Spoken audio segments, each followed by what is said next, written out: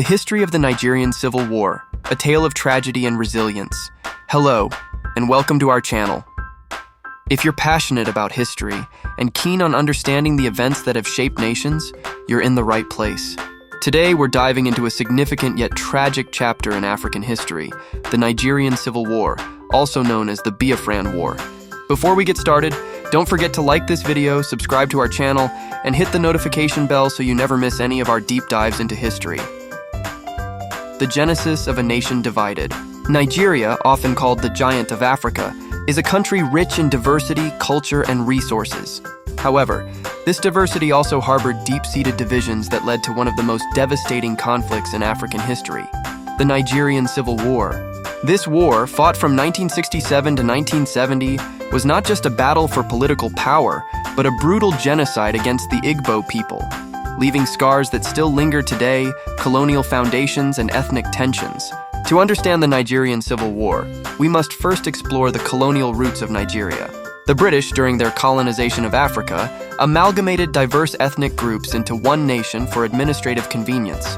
This decision ignored cultural, linguistic, and religious differences between the three major ethnic groups. The Hausa Fulani in the north, predominantly Muslim. The Yoruba in the southwest, a mix of Christianity and traditional religions. The Igbo in the southeast, predominantly Christian. When Nigeria gained independence in 1960, these divisions persisted. The British had handed power to the Hausa Fulani-dominated north, leaving the more educated and economically advanced Igbo and Yoruba feeling sidelined. This imbalance set the stage for a volatile political landscape. The first coup, a catalyst for chaos. In January 1966, a group of young military officers, mostly of Igbo origin, staged Nigeria's first coup. They sought to address corruption and mismanagement, but inadvertently worsened ethnic tensions.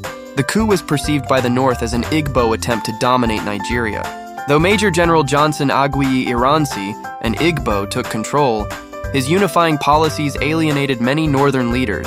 This tension boiled over in July 1966 with a counter-coup led by northern officers. General Yakubu Gowon emerged as the leader, but the damage was done. Anti-Igbo sentiments in the north exploded, leading to horrific massacres.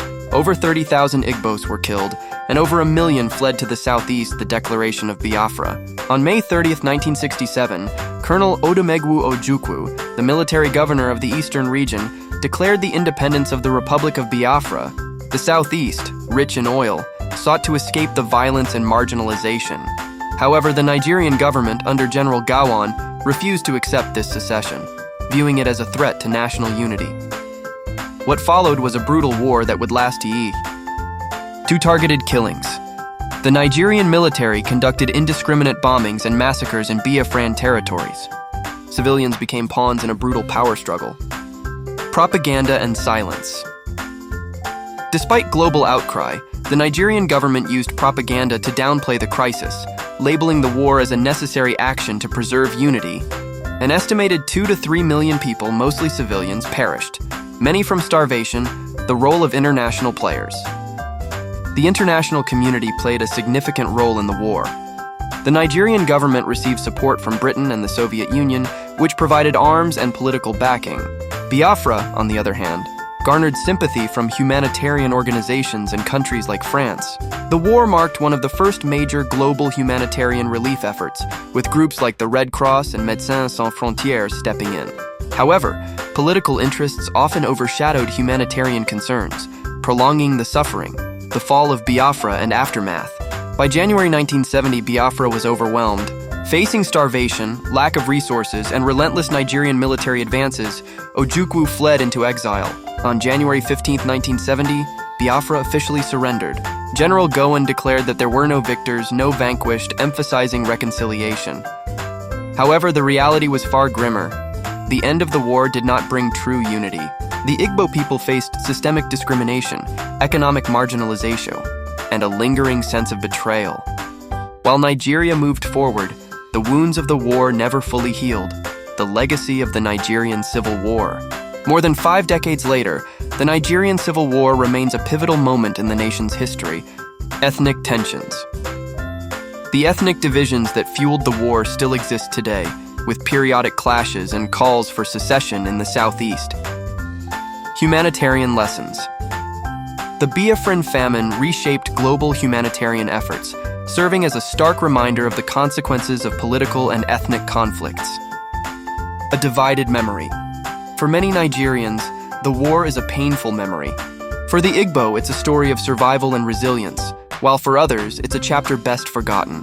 The Nigerian Civil War was a tragedy born out of colonial legacy, political ambition, and ethnic rivalry. It serves as a cautionary tale for nations with deep-seated divisions, emphasizing the importance of unity, equity, and dialogue. If you found this video insightful, don't forget to like, comment, and subscribe to our channel. Let us know in the comments your thoughts on this dark chapter of Nigerian history. How can nations heal from such deep wounds? And what lessons can we learn to prevent future conflicts? Thanks for watching, and we'll see you in the next video.